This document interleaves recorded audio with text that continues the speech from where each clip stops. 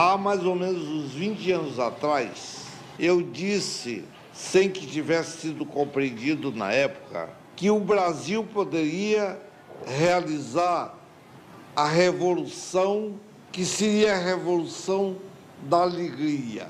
Por quê?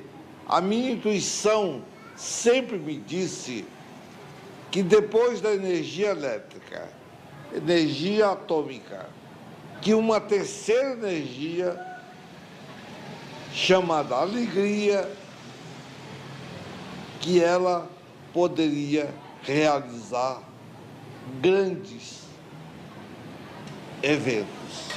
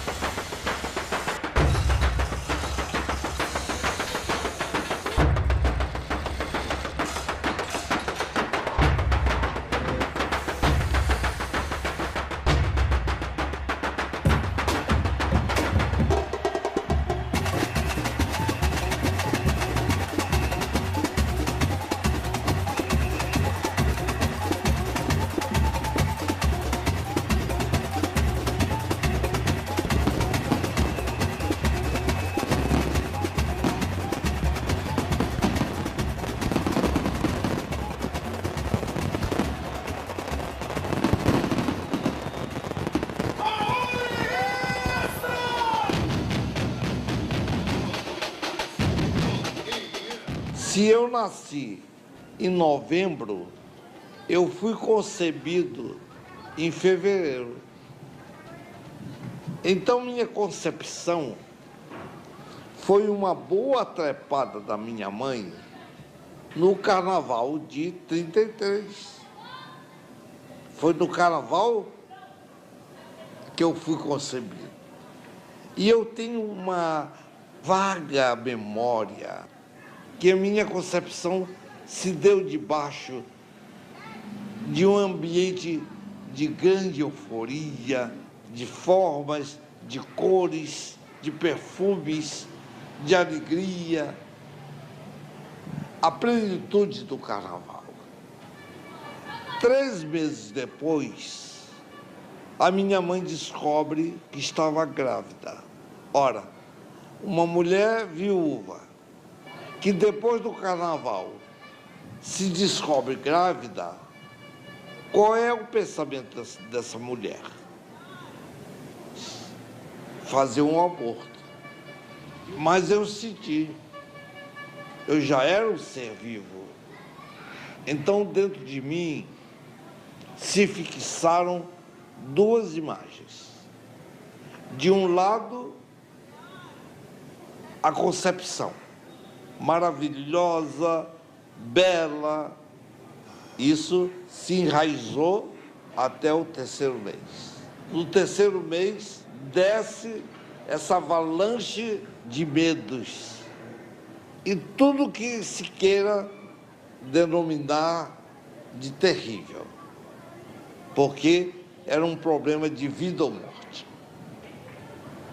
Eu tenho, no fundo da minha alma, o solar do carnaval e o lunar da ameaça de morte.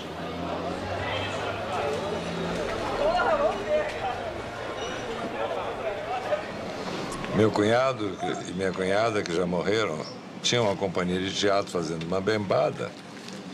Passaram no Maranhão, quando acabaram a peça, eles encontraram um garoto pedindo autógrafo.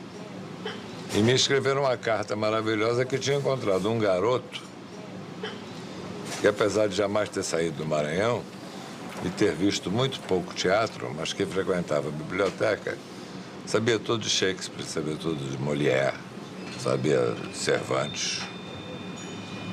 E foi com entusiasmo que eles escreveram o nome do garoto, chamado João Jorge 30. Para os que pensam que apelido é nome de família. É mandar aumentar esse queijo dessa. Caramba, Tem. João. O máximo que pode, mas até... Vai cobrir aqui não.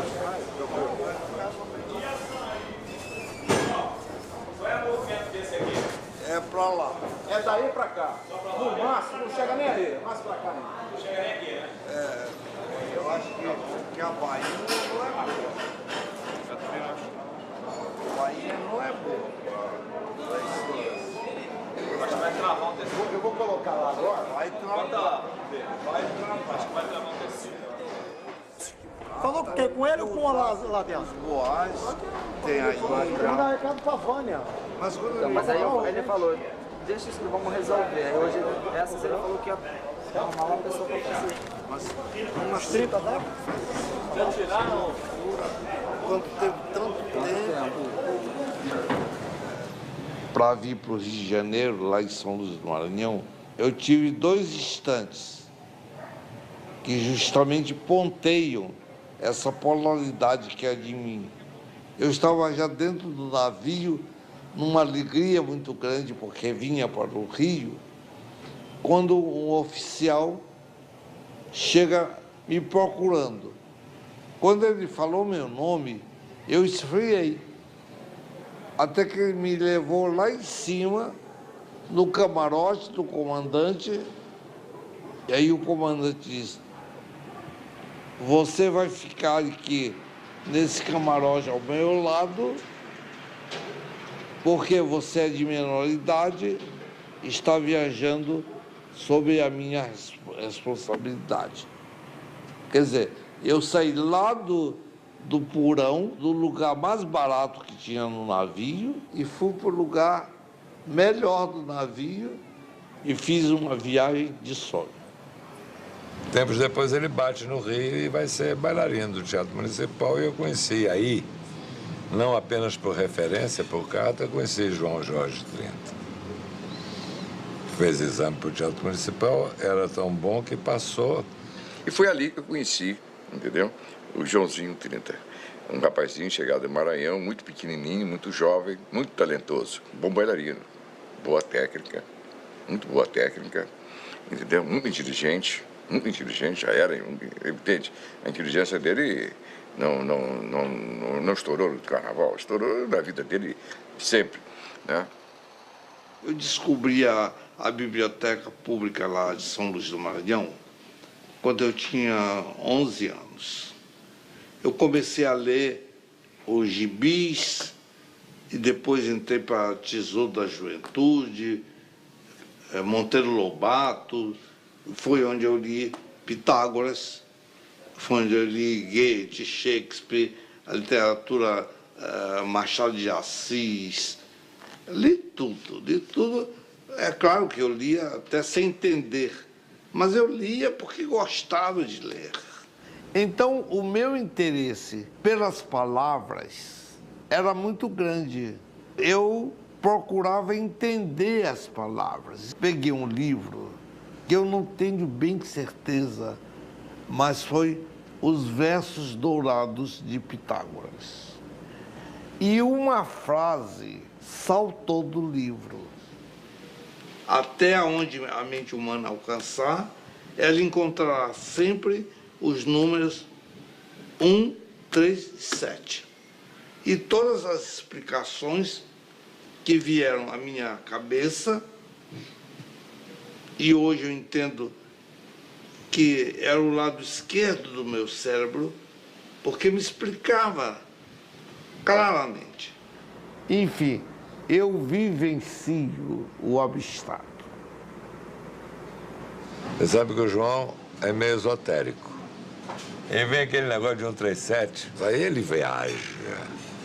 E se faz bem para ele, por que eu vou cortar a viagem tão linda que ele faz? Não é bonita para mim, mas é linda para ele, então viva ele, Katz, né?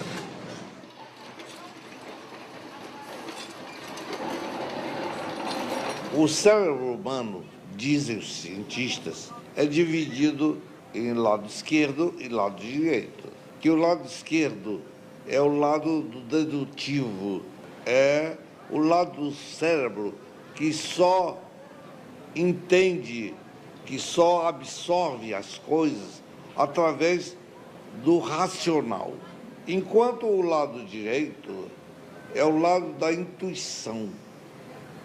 Então eu sinto que o processo da criação se faz com equilíbrio tanto do lado esquerdo quanto do direito.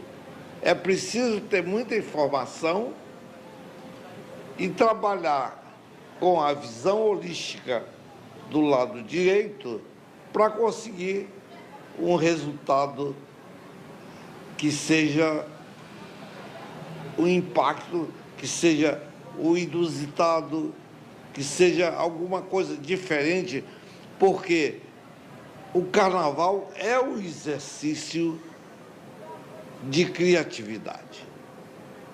Cada carnaval nos obriga a um ato de criação. Vocês mandam o menino escurecer um pouco?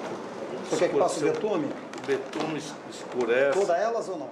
Não, eu tinha, desde São Luís do Maranhão, a ideia fixa, a obsessão de ser bailarino, de estudar dança. Ele, na última fila, era metade do cara mais alto que ele. E o Joãozinho tinha essa dificuldade. Ele ficava em papéis característicos, papéis de caráter. Foi quando o João compreendeu que não podia ser bailarino. Nem iria ter futuro algum como bailarino, a não ser em casos especialíssimos. Mas ele estava num meio bom. O olho clínico do Fernando Pamplona era o carnavalesco principal do Salgueiro e era cenógrafo do Teatro Municipal. E levou o Joãozinho Trilho para a cenografia do Teatro Municipal. O Arlindo Rodrigues, que trabalhava comigo no hospital, descobriu o João e a maneira maravilhosa com que ele transformava magicamente as coisas como aderecista. Eu tenho uma profunda, enorme, crescente alegria que cada vez mais alimento, porque aí alimento com o meu pensamento, com a visão de vida que eu tenho hoje, mas no fundo ainda perpassa, em alguns momentos, uma tristeza profunda. É aquela tristeza que está cicatrizada lá no fundo da minha alma. Ela só não cresce porque cada dia, cada momento, eu estou olhando para a minha tristeza. E quando você encara para as situações enfraquecem, porque você está sabendo olhar para. E saber olhar para é a explicação de inteligência.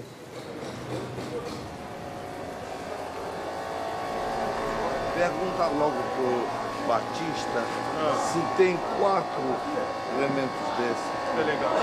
Batista! Batista! Esse tamanho só tem 2. E tem outro Tem um tamanho? grande ali. Vou botar um grande ali e um pequeno de cada lado. Mas já está separado. Tá separado. Corta só o acetato e você tem 2 de relevo. E põe um sem relevo. Põe o sem relevo aqui para baixo. Legal. Só para tapear. Aí mas deixa ele terminar primeiro fazer o acabamento nas engrenagens, tá?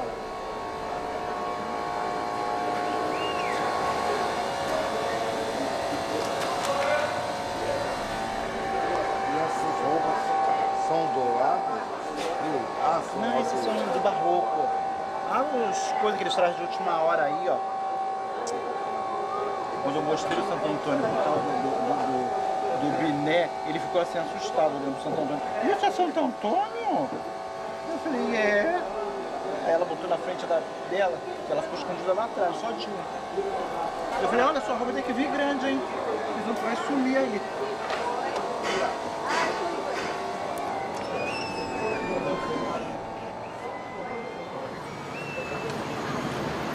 O mais incrível, né? O Teatro Municipal né, teatro e ópera, deram 3 dos grandes carnavalescos da história do Brasil. Fernando Pamplona, Arlindo Rodrigues, Chico da Silva, né, e Joãozinho 30. Todos 3 saíram daquele prédio anexo do municipal fazendo cenários. O Guerti morreu, ele assumiu o guarda-roupa, assumiu o adereço, primeiro o guarda-roupa, depois, e acabou sendo regisseur de uma ópera tosca. Eu me lembro, por exemplo, de um cenário, de um balé também do Massini, Dionísio Massini. O Massini conseguiu autorização do Picasso para reproduzir os cenários aqui. E foram reproduzidos no Teatro Municipal. Por quem? Fernando Pamplona, Arlindo Rodrigues e Joãozinho 30. E o Municipal, numa instância absolutamente zero, precisava montar uma ópera e ele montou. E assinou a regia, a cenografia, a iluminação, tudo, e era maravilhoso. Não construiu nada, feito com sobras de óperas, com os elementos de outras óperas, ele construiu um espetáculo maravilhoso. Quem fazia as alegorias da escola de samba eram os professores da Escola de Belas Artes, o pessoal da Escola de Belas Artes, com aquela visão acadêmica, fazia aqueles carros alegóricos, aquelas figuras tudo duras, desfilando lá. Tudo bem, mas aí quando veio o Arlindo e o Pamplona, eles mudaram essa estética do desfile, da alegoria e tal. Então foi uma revolução. Tá entendendo? Foi uma revolução, quer dizer, acabou aquele negócio de marquês, tudo, um calor alucinado, e o cara todo vestido de pluma e de culote do diabo a quatro, quer dizer, então acabou com aquilo. E o Joãozinho 30, ele foi exatamente trabalhar no Salgueiro como aprendiz e ajudante do Arlindo e do Pamplona. E lá que ele aprendeu esse trabalho que depois ele desenvolveu com o talento dele e a criatividade dele. Quer dizer, então, o Joãozinho 30 veio, ele não fez a academia realmente, mas ele teve uma formação erudita. E depois tem uma coisa, ao mesmo tempo que era erudita, ele sabia que chegava no carnaval, o Pamplona e o Arlindo Rodrigues iam para a escola de samba. Ele foi também. Lá foi ele. Hoje eu vou dormir mais cedo.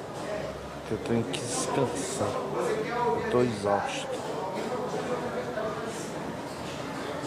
Eu vou descansar.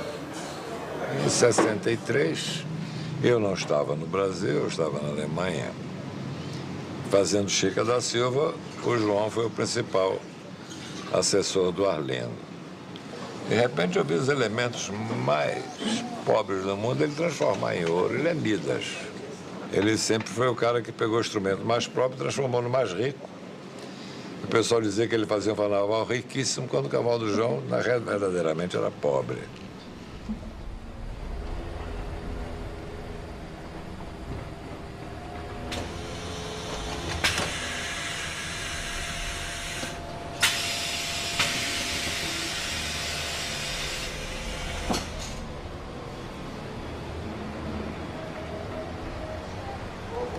Como é que o senhor quer? Agora, isso aqui, você vai ter que botar tudo. Com vidro, anjofo, o que você quer? Brilhou, põe. Brilhou, então tá bom. Brilhou, põe. Então eu vou ter que fazer igualzinho eu fiz aquela vez pro senhor, né?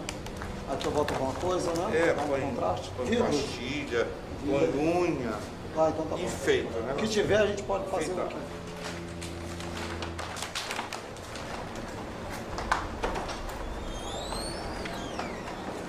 Boa noite para todos.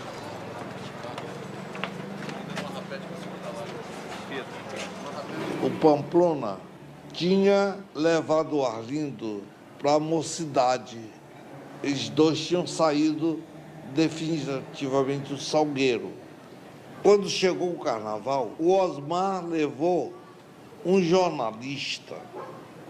O Osmar Valença era o presidente do Salgueiro e me disse assim: Joãozinho, agora que você está sozinho,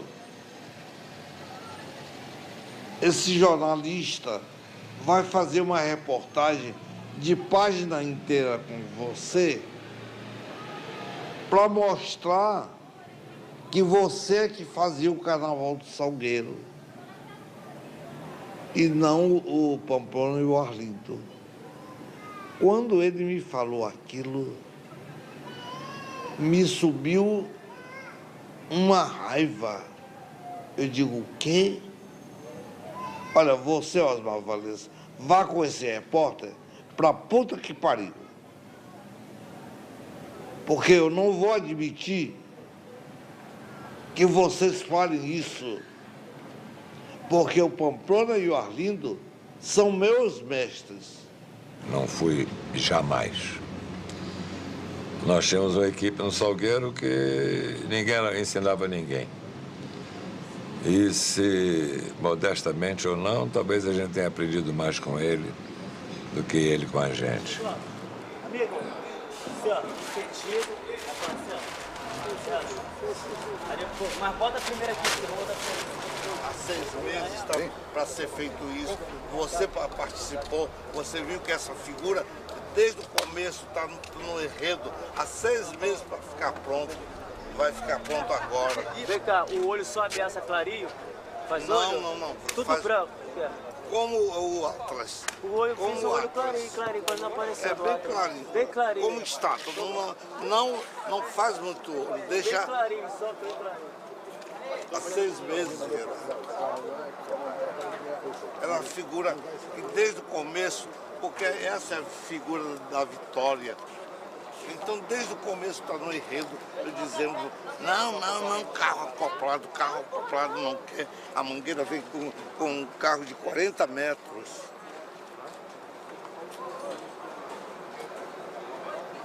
Gostei. Eu também tô achando que tá ficando bonito. Lindo. Aí é a mediocridade, mas é essa mediocridade que o ignorante, que não estuda arte, diz, tá faltando o olho, tá faltando o olho do cu dele. Pô, Paulo, puta que pariu, hein? Esses caras estão acostumados a trabalhar sobre pressão.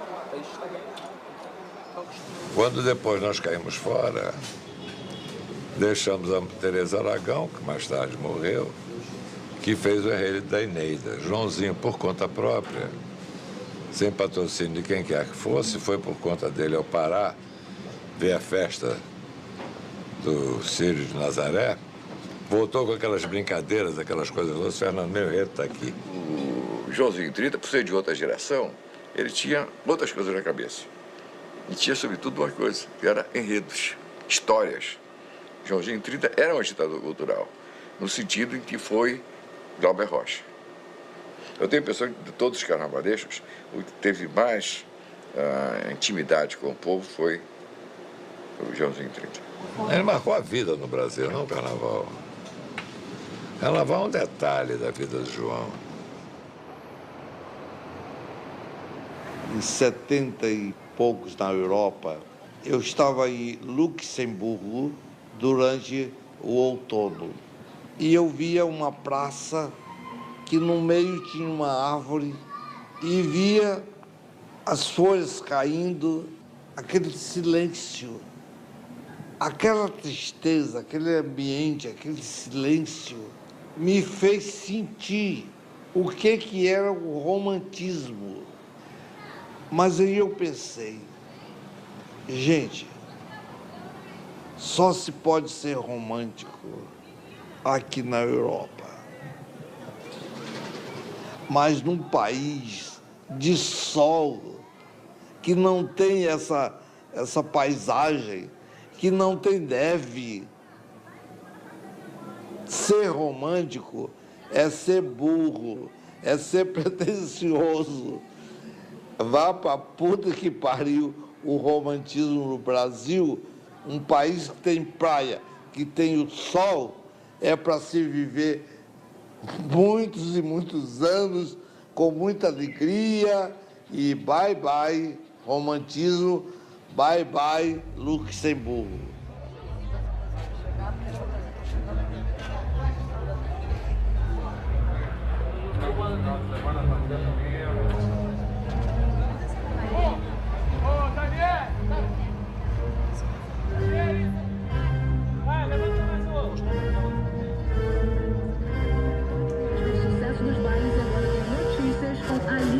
Um beijo, boa sexta-feira, bom carnaval, divirta-se.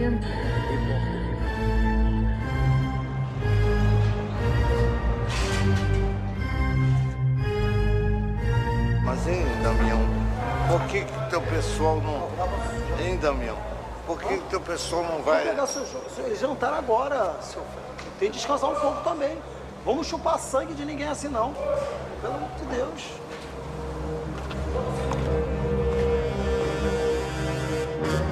A cultura dele é homem de cultura. Ele não fez academias, mas era um agitador cultural e muito popular no sentido das lendas amazonenses. Então ele conseguiu modificar também bastante o conteúdo, a história interna das escolas de samba. E ele botou essas lendas todas no Rei de França, na Ilha do Maranhão, botou aquelas palmeiras como se fossem candelabros. A imaginação dele foi solta. Um enredo que poderia ter sido assinado pelo Garcia Marques, tranquilamente. Eu acho que o Joãozinho, ele é um grande artista popular, né? Quer dizer, ele não é uma figura primária. Ele tem uma formação artística, erudita, que tem uma enorme identificação com uma coisa popular. Ele junta isso a uma formação de um intelectual. Desde criança, eu caminhava e eu sentia um perfume me acompanhando de uma maneira quase física, que eu não ousava olhar com medo de ver, porque eu sentia a presença física, com perfumes suavíssimos, com perfumes maravilhosos, que, me desculpem, não são da terra, é de uma outra dimensão.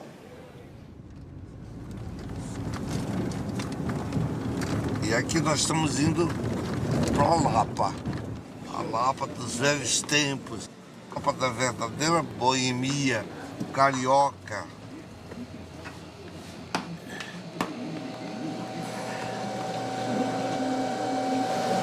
Eu já estou me preparando para entrar em cena. É exatamente como eu me sinto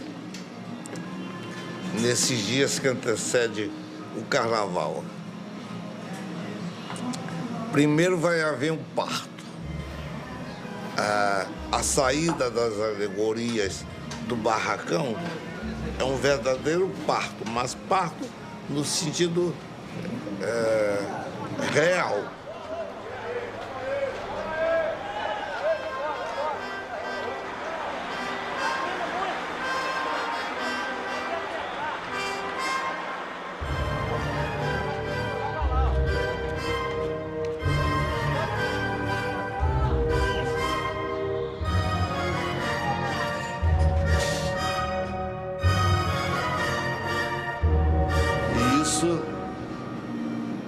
Fazendo já há 40 anos.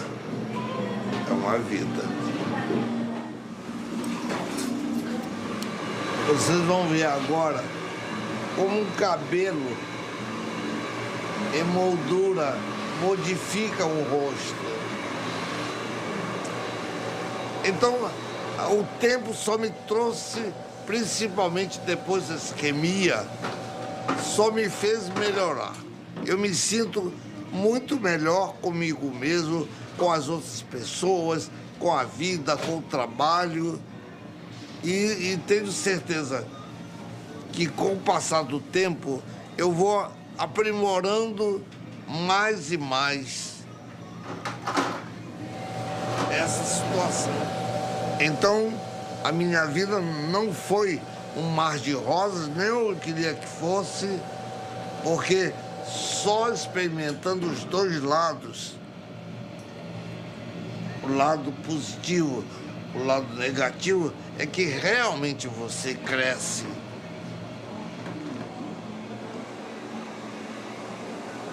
Muito bom.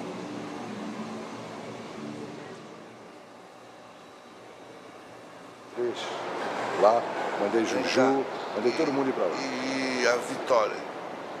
Tá legal, tá bonito, ué. Já botou na cabeça? Não, a cabeça vai botar lá agora. Deve ter poste, né? Ali já pode colocar. Eu vou pra lá agora. Tá legal, eu te digo. Vou chegar na parte.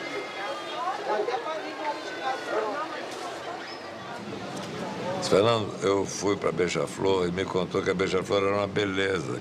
Quase chorando, disse que eu estou num lugar que cria samba de verdade e vou fazer um enredo atrevido que é sonhar com o Rei da Leão. Disse, que merda é essa? Disse, jogo do bicho, que tá maluco, cara.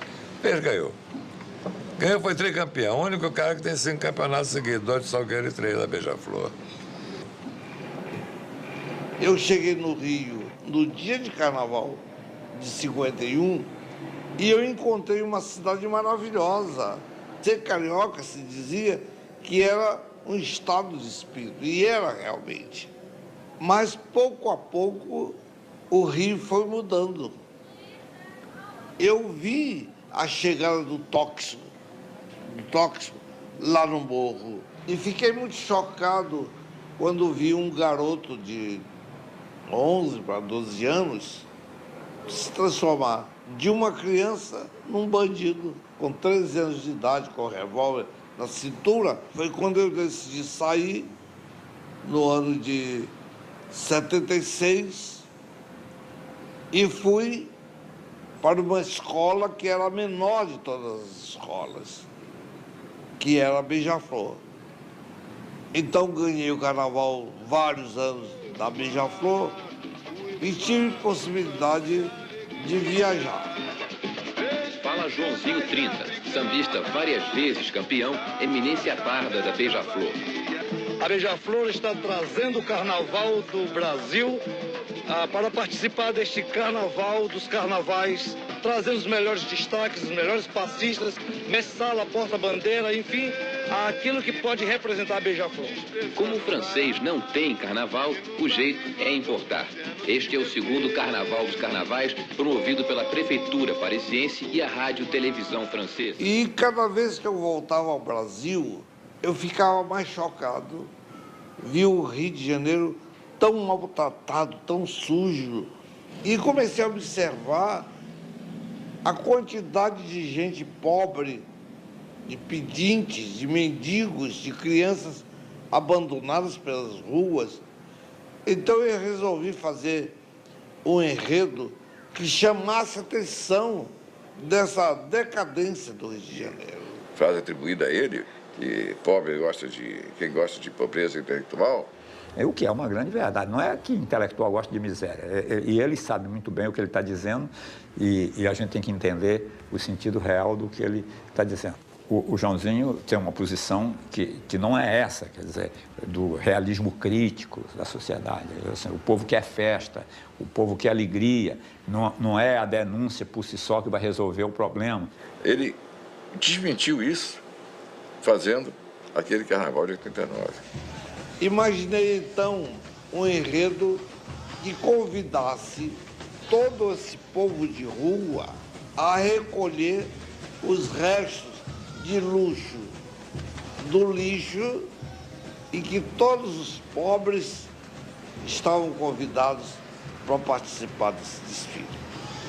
Todo mundo acostumado com o luxo, com o brilho do carnaval carioca. E a Beija-Flor chegou de ponta a ponta, eram só mendigos e lixo, enfim, o inusitado carnaval. Eu estava editando a manchete no carnaval e eu estava na redação. Aí me telefona chorando o Roberto Barreira, que era o diretor de desfile e era um dos nossos comentaristas da Rádio Manchete, da Rede Manchete. Barreira chorando, dizendo assim, Coni, Joãozinho 30 é um gênio. Pode escrever, é um gênio. Eu tinha feito o Abre Alas com a figura não de um Cristo Redentor, mas de um Cristo mendigo, que a igreja soube com antecedência e proibiu, através de um mandato judicial, que a Beija-Flor apresentasse aquela imagem do Cristo. E é claro que o Joãozinho não está fazendo aquilo com o objetivo de atingir o Cristo, pelo contrário. A ideia de dar mais humanidade ainda, de identificá-lo com a coisa mais humilde, mas a ortodoxia da igreja, né, convencional, não percebe isso. Mas com a proibição, com o mandato judicial, eu tive que encontrar uma solução. E qual foi a solução? Foi cobrir o Cristo totalmente de plástico, amarrar com corda e colocar uma faixa dizendo, mesmo proibido, olhai por nós. Quer dizer, ele dá a volta sobre si mesmo, entendeu? Dá a volta sobre si mesmo. Isso é uma explosão, realmente, de genialidade. Então, o Joãozinho Tento faz parte dessa curriola que não precisou gastar fundilhos das calças nos bancos escolares para ser o gênio que é.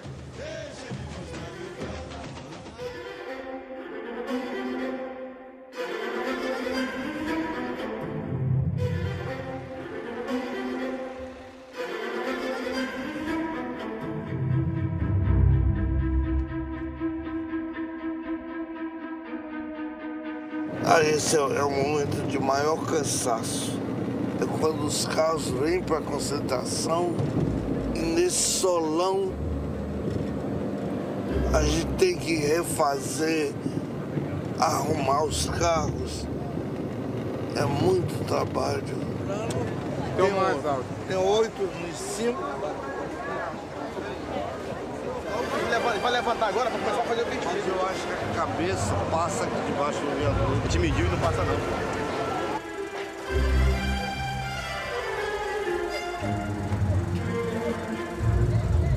O ferro já está no lugar?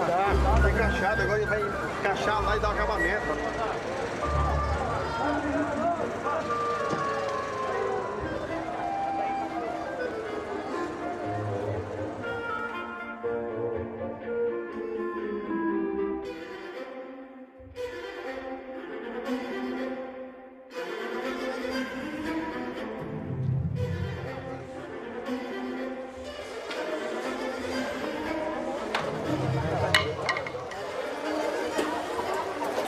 Fome.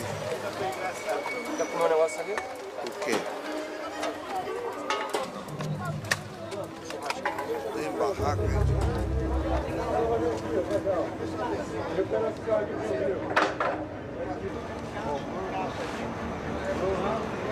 Não, aqui embaixo ele quer enxertar isso ali, mas aí de repente não entra na peça. Olha só, tem que retocar tudo isso. Que é isso, é que tira a ponta. É, para fazer um enchimento ali. Enchimento, é. Eu tô até querendo ver se eu reforço aqui, se está muito fino. Mas tem que retocar pela frente. É, vai ter que acabar de fechar ela aqui, vai ter que chamar o decorador para retocar ela pela frente. Vai pra França e vir pra cá para consertar o isopor agora. Nós recebemos todo o acervo do mundo. Não é querer ser utópico só pela utopia. É uma questão de lógica. Então nós podemos dizer tranquilamente que a raça brasileira é uma raça síntese. Por isso o brasileiro é tão intuitivo. Exatamente esse é o jogo de cintura. É o jogo de cintura do brasileiro, que até nós temos um símbolo. A geografia do Brasil tem a forma de um grande coração. É só observar.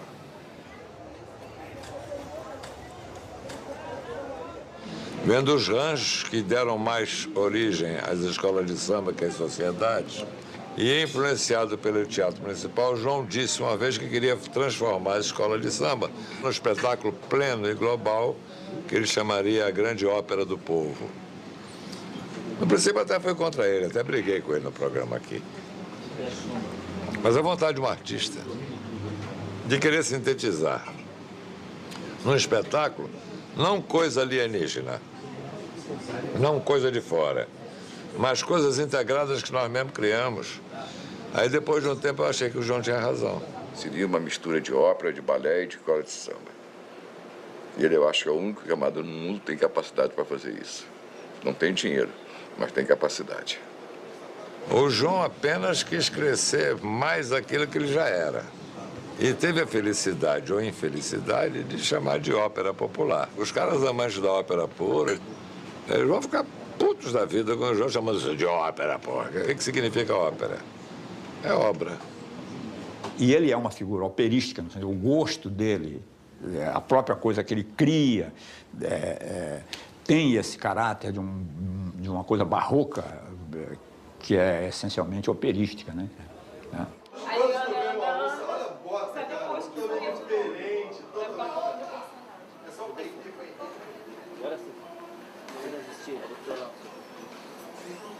Aí, agora. Esse colete vai dando calor. Cheio. Só se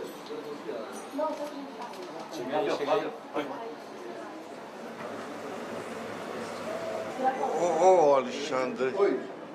Vai essa peruca comprida. Ela cortou, já parou um pouco. Está comprida, Alexandre. Vai parar mais? Ah, não, senhor. O máximo que podia ser é um Chanel, mas cabelo comprido? Não. É troço que vem aqui em cima, que abre os olhos. Eu fui bailarino, dancei 25 anos. Não é isso.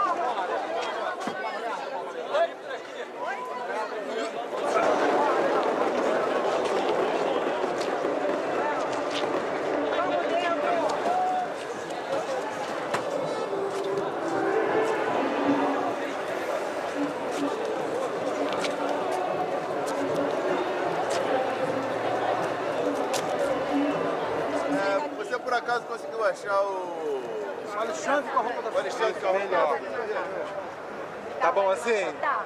Tá? Tá, mas tá frouxo. Tá frouxo. Passa. Tá frouxo? Passa. Não. Vai passando, vai passando. Vai passando, vai passando. Parou.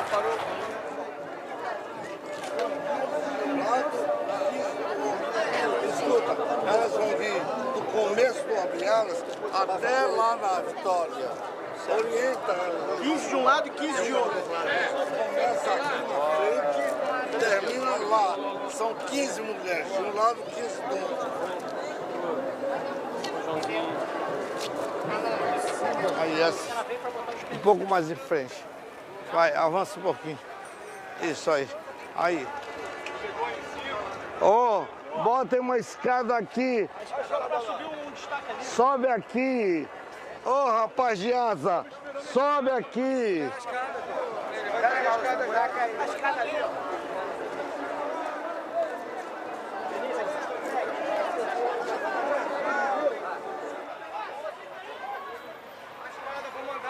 Manda apressar esse puto lá de escada. Você pode ficar tranquilo, tá?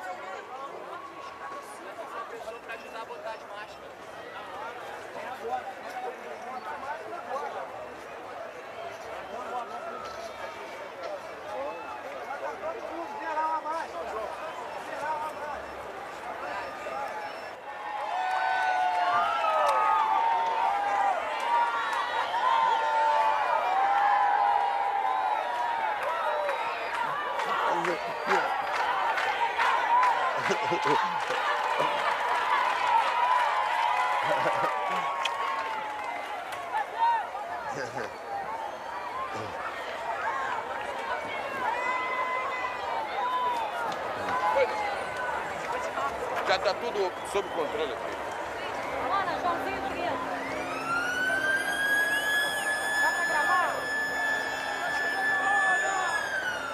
Fala, Joãozinho! Tá bonito. Enquanto o mundo está se preparando para uma guerra de sangue, de violência, de cobiça, no Brasil nós preparamos a festa da alegria, da emoção, e é essa vitória que nós comemoramos com o nosso Brasil que vale!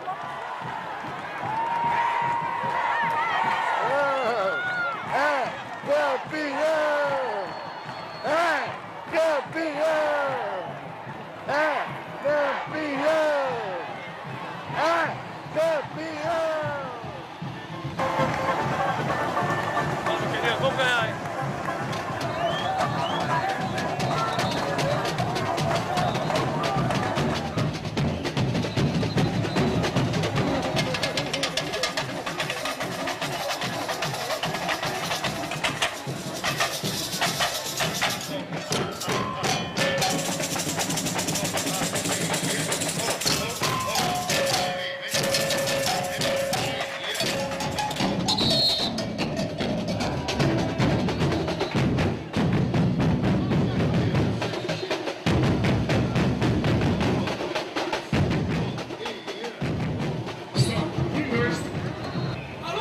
Convocando o povo para a sua festa.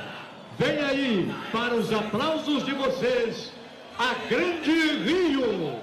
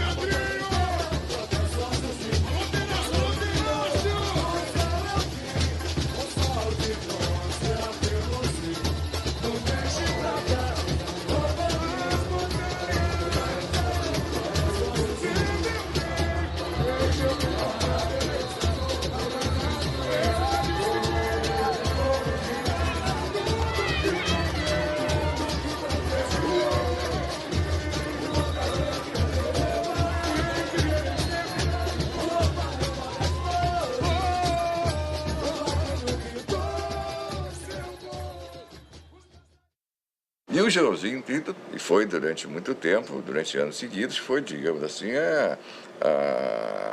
pessoa que deu ao carnaval uma qualidade, um conteúdo que o carnaval não tinha. Se o carnaval não houvesse, eu acho que o João seria o mesmo gênio, em outra atividade qualquer. Ele tem uma cuca extraordinária. Na sua tela, imagens ao vivo da Praça da Apoteose, na Marquês de Sapucaí. A Rede Globo acompanha agora, nota essa apuração. Acadêmicos do Grande Rio, 9,9. Grande Rio, 9,7. Grande Rio, 9,8. Acadêmico do Grande Rio, 10. Grande Rio, 10. 10. Último jogador. Divisa bateria. Acadêmico do Grande Rio. 10.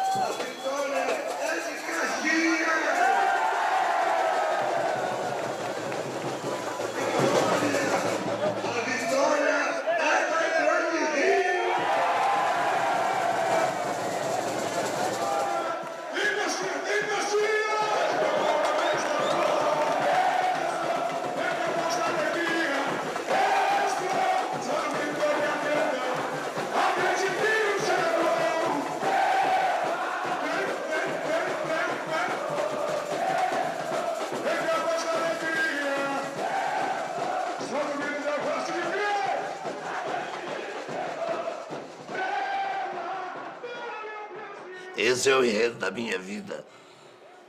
É o enredo da minha vida. É o enredo do meu samba, é o enredo de todas as coisas que eu sempre contemplei. Eu olhando esse filme, esse vídeo, eu verifico que esse quase estresse que eu me mostro aí, na verdade era um pouco do desespero de levantar, de trabalhar com esse espetáculo. Eu, sem modéstia, posso dizer que esse crescimento da escola de samba se deveu a essa dedicação ferrenha e tempestiva a que eu me dedicava, porque eu era muito preocupado. Quando eu pensei um pouco o que significa a palavra preocupação. É o pré, que quer dizer antes do verbo ocupar. Então, quem está preocupado está antes de se ocupar. Então, eu cortei o pré e passei a me ocupar. E hoje em dia eu não dou conselho para ninguém. Porque depois que eu tive o AVC, eu melhorei muito. Eu era uma pessoa estressada, difícil até. E hoje eu estou com um sorriso permanente porque eu estou feliz. Estou com saúde, com muita disposição. Eu sou jovem, porque a idade é na cabeça. As pessoas que não pensam é que ficam velhas. As pessoas que não trabalham é que acabam morrendo. Eu não quero morrer.